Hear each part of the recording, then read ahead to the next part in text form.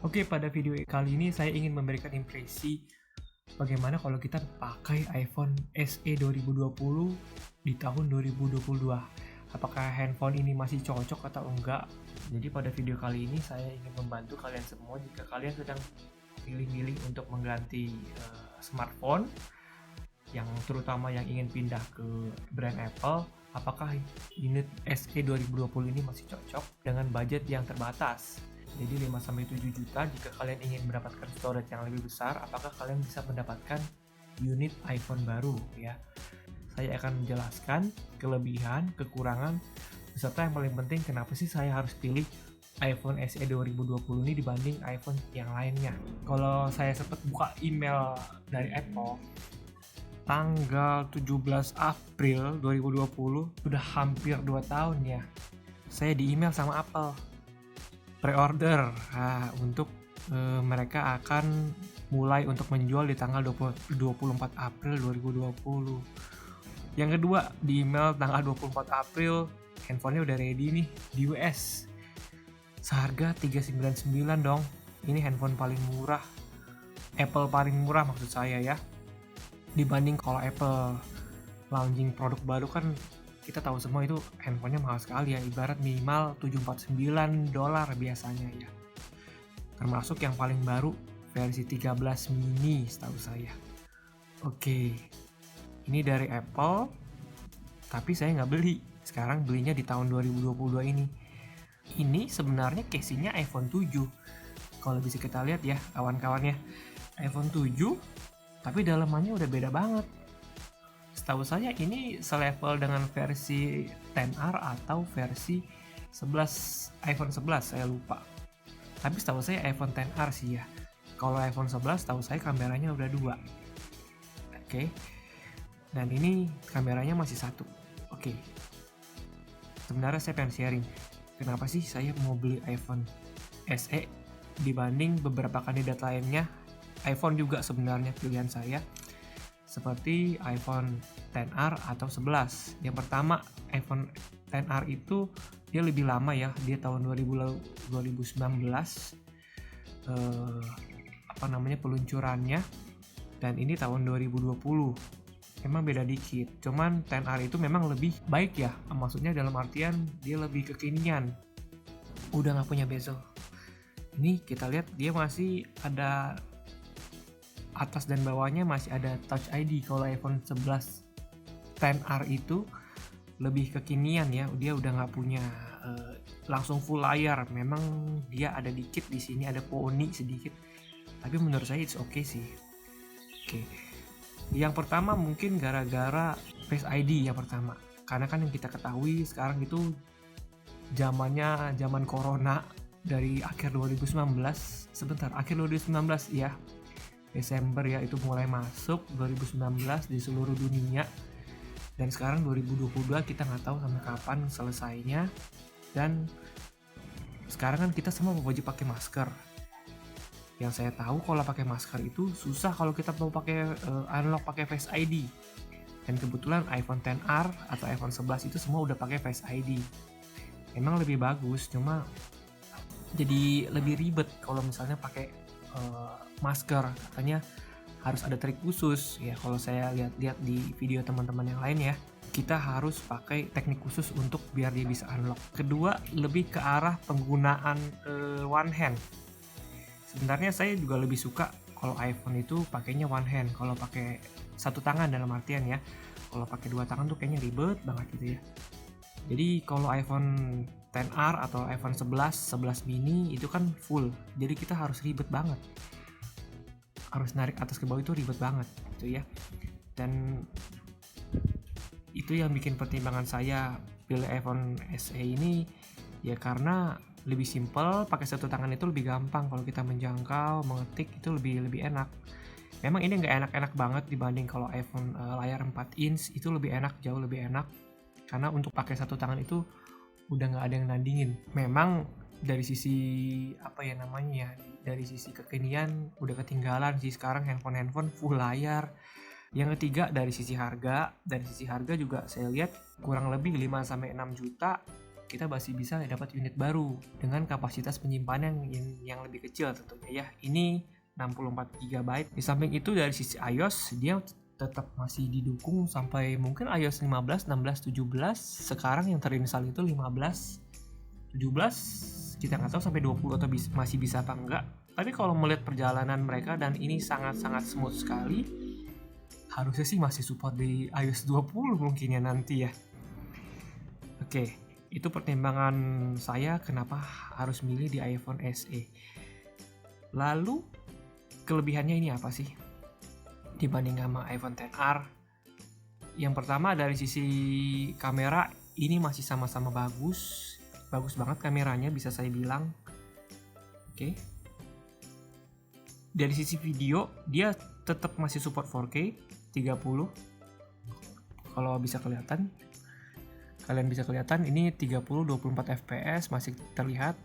Kalau dari sisi HD dia masih support sampai 60 fps. Dan ini menurut saya masih cukup banget sih kalau misalnya kita buat ngerekam video itu HD 60 masih cukup karena untuk video 10 menit aja udah 1 GB lebih gitu ya. Processing rendernya makan lebih lama. Gimana kalau 4K? 4K itu lebih lama lagi gitu kan. Dan untuk akses video-video di YouTube format HD dengan 60 fps itu masih sangat bagus sih kalau misalnya kita lihat di laptop gitu kan, atau kita colok kabel HDMI ke TV masih oke banget. Oke, dari sisi foto juga ini bagus banget. Memang kalau dari sisi sensor iPhone XR itu punya sensor yang lebih tinggi. Cuman ini chipnya lebih tinggi lagi. Jadi sebenarnya 11 12 kalau dibanding sama XR. Jangan dibanding sama iPhone 11 karena itu beda. Oke. Terus next, iPhone SE ini masih ada unit baru. Masih lumayan banyak ya bisa dibilang ya. Kalau iPhone yang XR itu kebanyakan udah unit second, tapi sementara yang iPhone 11 itu udah harganya tuh udah masih mahal ya. Dan menurut saya ini masih worth it banget. Oke, lalu untuk kelebihan lainnya dia juga udah sama-sama support wireless charging. Kebetulan saya bawa unit wireless charging saya ini saya pakai juga di di iPhone saya yang lain, iPhone 8. Memang ini bukan produk Apple, ini produk dari Anker. Ini PowerTouch 10, ini bagus banget. Ini support fast wireless charging 10 watt. Ini bagus, ini merek ternama juga. Jadi kalau kita tinggal tap, ngecas. Dan ini nggak usah colok-colok lagi. Jadi kita istilahnya biar colokan ini masih tetap aman. Kita pakai wireless charging aja, lebih simple. Tinggal tap aja dia bisa charge sendiri gitu kan. Jadi kayak iPhone yang ada di toko-toko showroom Apple, tinggal tancap selesai gitu.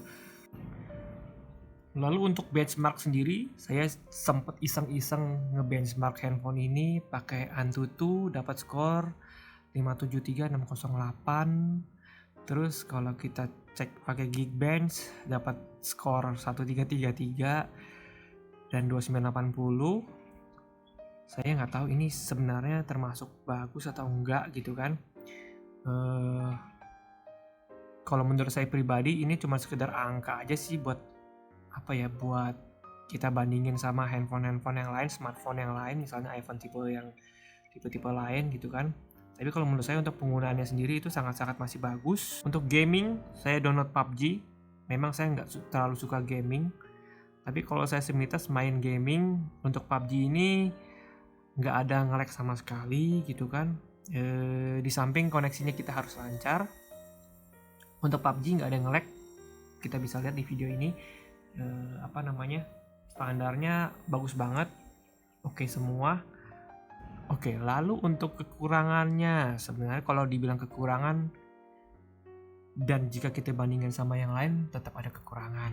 Pertama, cuman support sampai LTE, belum support sampai 5G, dia belum support. Tapi untuk kondisi di Indonesia kita tahu sendiri 5G itu masih kurang banyak di seluruh, belum merata ya. jadi lebih banyak 4G, dan ini menurut saya udah cukup banget sih. Untuk 4G juga kencang gitu kan, yang penting stabil, kita mau dimanapun 4G tetap harus hanya dapat, ya kan. Lalu yang kedua, dia mendukung yang namanya eSIM, tapi sayangnya di Indonesia cuma ada satu sampai sekarang yang bisa support eSIM, tapi saya nggak ada kartunya, jadi ya sudahlah, kita nggak pakai juga, jadi pakai kartu operator SIM card nano yang biasa.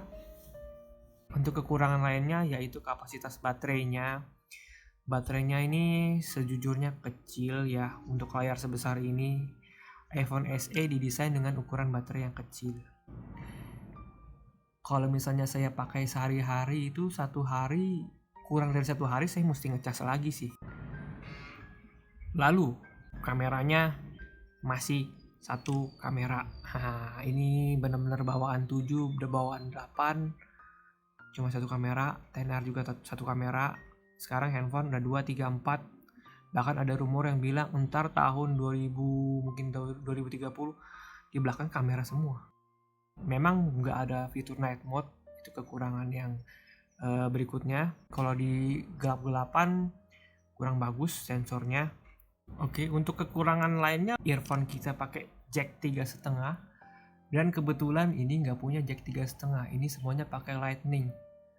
Walaupun speakernya udah stereo, ini semua masih pakai lightning, semua nggak ada colokan 3,5, dan kita harus beli, kalau enggak earphone yang pakai 3,5 atau konverternya yang kecil, atau kita beli earphone yang Bluetooth, karena semua sekarang pakai Bluetooth, jadi Bluetoothnya itu bisa connect sana sini.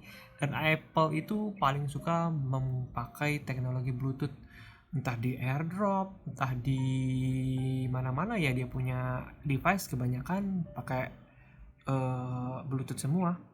Dari sisi bentuknya sendiri, ini sangat-sangat ergonomis. Untuk dua tangan masih cocok. Memang nggak selebar iPhone yang baru. iPhone 13 yang paling baru untuk saat ini itu memang lebih besar ya. Tapi untuk satu tangan memang ini masih lebih cocok sih dibanding handphone yang baru-baru banget. Ini masih cocok banget. Kalau kita pakai satu tangan, ngetik juga masih oke. Dan memang untuk layout sih memang agak ketuaan, nggak kekinian lah kalau bahasa gaulnya. Karena ya sekarang orang udah pakai Face ID handphonenya, tapi ini pakai Touch ID. Tapi ya dibalik itu ada kelebihannya, karena sekarang kita lagi zaman di corona. Secara impresi yang bisa kita lihat, ini nggak ada yang bisa dibilang dari sisi penggunaan nggak ada yang aneh-aneh. Maksud saya semua aplikasi smooth.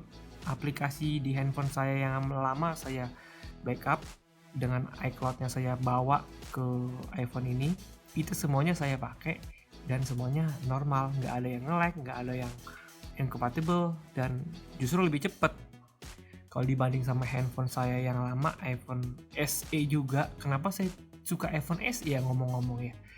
Karena menurut saya iPhone SE itu special edition. Oke, lalu untuk boxnya sendiri kayaknya kita tidak usah panjang lebar bahas. Dari sisi boxnya udah kelihatan banget jelas ini dari zamannya 5S ya, seperti ini boxnya. iPhone SE juga sama, boxnya mirip banget karena ukuran handphonenya sama dengan 5S. Lalu ini untuk iPhone X masih besar boxnya, dan ini untuk iPhone SE yang paling baru, ini kecil banget, nggak ada apa-apanya. Ini iPhone unit Jepang, dalam artian di dusnya itu ya cuman ada segelintir, ini cuman begini doang. Oke, ini terus dapat Apple stiker cuma satu. Terakhir saya beli masih dapat 2. iPhone XR itu masih dapat 2. iPhone X maksud saya. Dan kita dapat kabel charger dari Lightning ke ini USB-C.